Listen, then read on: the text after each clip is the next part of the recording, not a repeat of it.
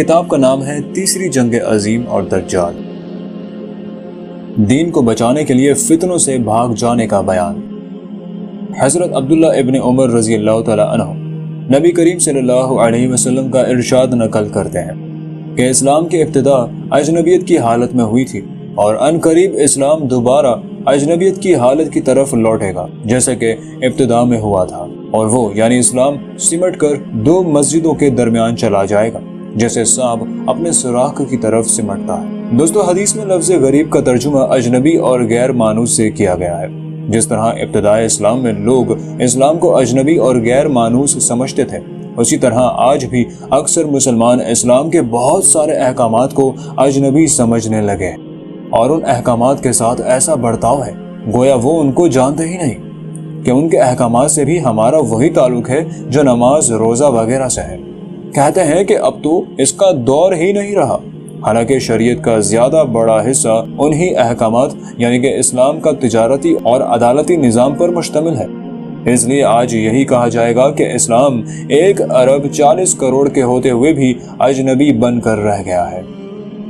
ان لوگوں کو رحمت للعالمین صلی اللہ علیہ وسلم نے مبارکباد دی ہے جو ان جگہوں سے بھاگ جائیں جہاں اسلام اجنبی ہو گیا ہو، اور ایسی جگہ چلے جائیں جہاں اسلام اجنبی نہ بنا ہو، بلکہ وہاں کے لوگ آج بھی اسلام کو اسی طرح پہچانتے ہوں جیسا کہ اس کو پہچاننے کا حق ہے، اور آج بھی ان کی زندگی کا مقصد وہی ہو جو صحابہ کرام کی زندگیوں کا مقصد تھا۔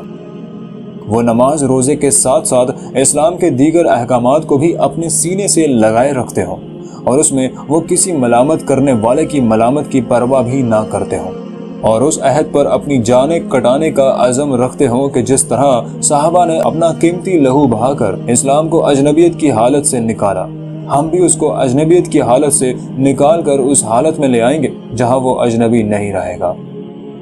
دوستو، یہاں یہ بات ذہن نشین رہے کہ بہت سے حضرات اس حدیث کو اپنی سستی اور بزدلی کے لیے آڑ بناتے ہیں۔ جب ان سے کہا جاتا ہے کہ اللہ کے دشمنوں سے مقابلے کی تیاری کرو تو کہتے ہیں کہ اسلام تو ہر دور میں کمزور رہا ہے، اور اس حدیث کو دلیل میں پیش کرتے ہیں۔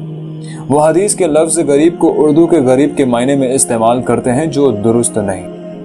حضرت ابو یاش فرماتے ہیں کہ میں نے حضرت جابر ابن عبداللہ رضی اللہ تعالی عنہ کو یہ فرماتے ہوئے سنا کہ رسول اللہ صلی اللہ علیہ وسلم نے فرمایا، اسلام کی ابتدا اجنبیت کی حالت میں ہوئی تھی اور ایک بار پھر اسلام اسی اجنبیت کی حالت میں چلا جائے گا، سو مبارکباد ہے غربا کو۔ پوچھا کہ یا رسول اللہ صلی اللہ علیہ وسلم، غربا کون ہے؟ آپ نے جواب دیا، وہ لوگ جو لوگوں کے فساد میں مبتلا ہونے کے وقت ان کی اصلاح کریں گے۔ اس حدیث شریف میں ان لوگوں کو آپ صلی اللہ علیہ وسلم نے مبارکباد دی ہے جو دنیا میں فساد عام ہو جانے کے وقت لوگوں کی اصلاح کریں گے، اور لوگوں میں سب سے بڑا فساد یہ ہے کہ وہ اللہ کی سب سے بڑی صفت حاکمیت میں انسانوں کو شریک بنا لیں۔ لہٰذا شریعت کی نظر میں اللہ کی حاکمیت اور قانون کی جانب بلانا سب سے بڑی اصلاح کہلائے گی، جس کے تحت امر بالمعروف اور نہی عن المنکر کا فریضہ انجام دیا جائے گا۔ حضرت عبداللہ ابن عمر رضی اللہ تعالی عنہ سے روایت ہے کہ وہ فرماتے ہیں کہ رسول اللہ صلی اللہ علیہ وسلم نے فرمایا، اللہ کے نزدیک سب سے محبوب لوگ غربا ہوں گے۔ پوچھا گیا، غربا کون ہے؟ فرمایا، اپنے دین کو بچانے کے لیے فتنوں سے دور بھاگ جانے والے۔ اللہ تعالیٰ ان کو عیسیٰ علیہ السلام کے ساتھ شامل فرمائے گا۔ حضرت ابو سعید خدری سے منقول ہے کہ نبی کریم صلی اللہ علیہ وسلم نے فرمایا، ایسا وقت قریب ہے کہ مسلمان کا بہترین مال وہ بکریاں ہوں گی جن کو لے کر وہ پہاڑوں کی چوٹیوں پر اور دور دراز کے بارانی علاقوں میں دین کو بچانے کی خاطر فتنوں سے بھاگ جائے۔ دوستو، اس حدیث میں بھی اسی بات کی طرف اشارہ ہے کہ ایسی جگہوں پر آدمی کا ایمان بچانا مشکل ہو جائے گا جہاں پر جاہلی ابلیسی تہذیب اور اس کا تجارتی نظام عام ہو، کیونکہ اگر یہ وہاں رہے گا تو یقیناً اس کو اس سودی نظام کی حمایت کرنی ہوگی یا کم از کم خاموش رہنا پڑے گا، اور یہ خاموش رہنا بھی اس پر راضی رہنے جیسا ہے۔ مبارکباد کے مستحق ہیں وہ نوجوان اور بوڑھے جو اس وقت اپنے ایمان بچانے کے لیے اپنے گھر بار، دھن دولت اور سب کچھ چھوڑ چھاڑ کر پہاڑوں کو اپنا نشیمن بنا چکے ہوں گے، اور ایک ایسے وقت میں کہ جب ابلیس کے نیو ورلڈ آرڈر نے ہر مسلمان کو سودی کاروبار میں ملوث کر دیا ہے، اور اگر کوئی براہ راست ملوث نہیں تو اس کو اس سودی نظام کی ہوا ضرور لگ رہی ہے۔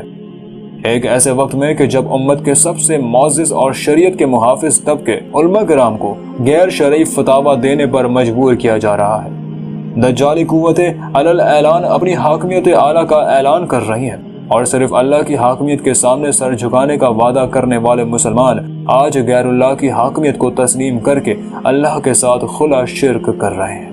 مقررین خاموش ہیں، الا ماشاء اللہ اہل قلم سوائے چند کے یا تو قلم کے تقدس کو فروخت کر چکے ہیں یا پھر باطل کی گیدڑ بھپکیوں نے ان کے قلم کی سیاہی کو منجمد کر کے رکھ دیا ہے۔ قرآن کریم کی ان آیات کا گلا گھونٹ کر رکھ دیا گیا ہے جو مسلمانوں کو باطل کے سامنے سر اٹھا کر جینا سکھاتی ہیں۔ جس طرف نظر ڈالو مصلحتوں کی چادریں اوڑھے مسلمان ایسے نظر آتے ہیں کہ اگر ان کے دور میں دجال آ جائے اور اپنی خدائی کا اعلان کر دے تو شاید یہ مصلحت کی چادر سے باہر نکلنا پسند نہ فرمائیں گے، کیونکہ اس وقت بھی دجال کے ایجنٹ وہی بات کر رہے ہیں کہ یا تو ہماری صفوں میں شامل ہو جاؤ یا پھر ہمارے دشمنوں کی، جبکہ نبی اکرم صلی اللہ علیہ وسلم کی احادیث بھی یہی مطالبہ کر رہی ہیں کہ اے مسلمانوں، اب وقت آ گیا ہے کہ اللہ والی جماعت میں شامل ہو جاؤ، اب درمیان کا کوئی راستہ نہیں ہے۔ کیا جہاد بند ہو جائے گا؟ حضرت انس بن مالک رضی اللہ تعالیٰ عنہ سے روایت ہے کہ رسول اللہ صلی اللہ علیہ وسلم نے فرمایا کہ اللہ نے جب سے مجھے بھیجا اس وقت سے جہاد جاری ہے، اس وقت تک جاری رہے گا جب تک کہ میری امت کی آخری جماعت دجال کے ساتھ قتال کرے گی۔ اس جہاد کو نہ تو کسی ظالم کا ظلم ختم کر سکے گا اور نہ کسی انصاف کرنے والے کا انصاف۔ اللہ کے نبی نے فرمایا یہ دین باقی رہے گا، اس کی حفاظت کے لیے مسلمانوں کی ایک جماعت قیامت تک قتال کرتی رہے گی۔ حضرت زید بن اسلم اپنے والد سے روایت کرتے ہیں کہ آپ صلی اللہ علیہ وسلم نے فرمایا جب تک آسمان سے بارش برستی رہے گی تب تک جہاد تر و تازہ رہے گا، یعنی کہ قیامت تک۔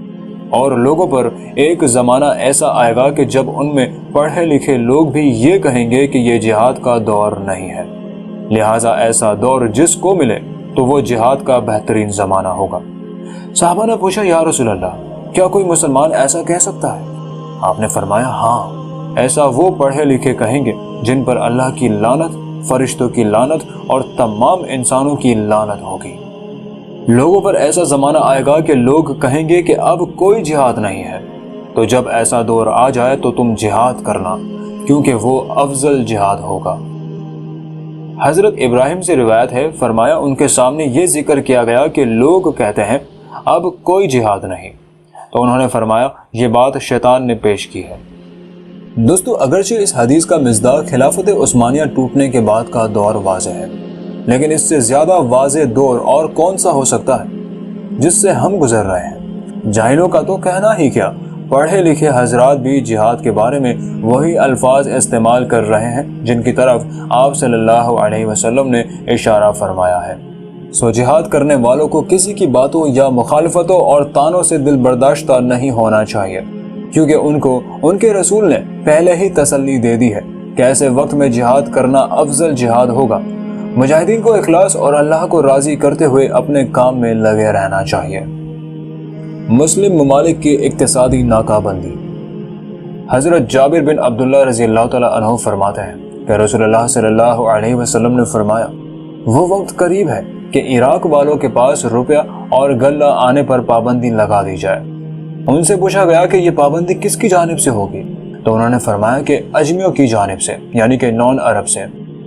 پھر کچھ دیر خاموش رہنے کے بعد کہا کہ وہ وقت قریب ہے کہ جب اہل شام پر بھی یہ پابندی لگا دی جائے گی۔ پوچھا گیا کہ یہ رکاوٹ کس کی جانب سے ہوگی؟ فرمایا اہل روم، یعنی کہ مغرب والوں کی جانب سے۔ رسول اللہ صلی اللہ علیہ وسلم کا ارشاد ہے کہ میری امت میں ایک خلیفہ ہوگا جو لوگوں کو مال لپ بھر بھر کر دے گا اور شمار نہیں کرے گا۔ نیز آپ نے فرمایا کہ جس کے قبضے میں میری جان ہے یقیناً اسلام اپنی پہلی حالت کی طرف لوٹے گا جس طرح کے ابتدا مدینہ سے ہوئی تھی، حتیٰ کہ ایمان صرف مدینہ میں ہی رہ جائے گا۔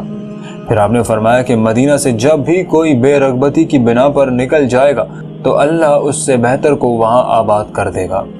کچھ لوگ سنیں گے کہ فلاں جگہ پر ارزانی اور باغ و زراعت کی فراوانی ہے، تو مدینہ چھوڑ کر وہاں چلے جائیں گے، حالانکہ ان کے واسطے مدینہ ہی بہتر تھا کہ وہ اس بات کو جانتے نہیں۔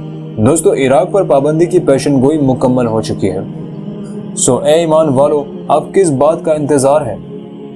مدینے میں کوئی منافق نہیں رہ سکے گا، صرف وہی لوگ وہاں رہ جائیں گے جو اللہ کے دین کی خاطر جان دینے کی ہمت رکھتے ہوں گے، کیونکہ مسلم شریف میں حضرت انس رضی اللہ تعالیٰ عنہ کی روایت میں ہے کہ جب دجال مدینے کے باہر آئے گا اور اپنا گرز مارے گا تو اس وقت مدینے کو 3 جھٹکے لگیں گے، جس سے ڈر کر کمزور ایمان والے مدینے سے نکل کر کفار کے ساتھ مل جائیں گے۔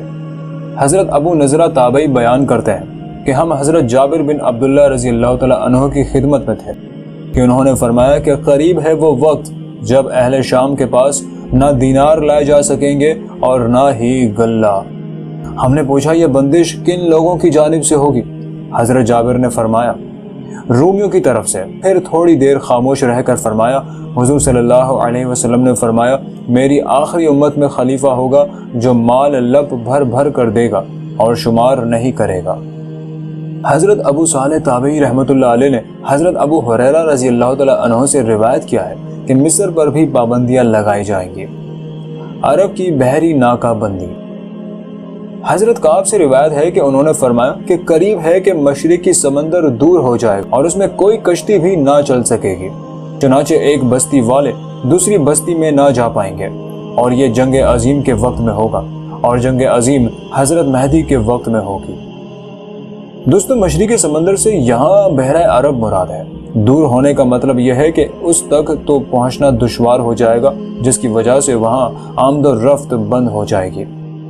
آپ ذرا دنیا کا نقشہ اٹھائیں اور امریکن بحری بیڑوں کی موجودہ جگہوں کو دیکھیں تو یہ روایت بہت آسانی سے آپ کی سمجھ میں آ جائے گی۔ کراچی کے ساحل سے لے کر صومالیہ تک تمام بحری گزرگاہوں پر عالمی کفر کا قبضہ ہے۔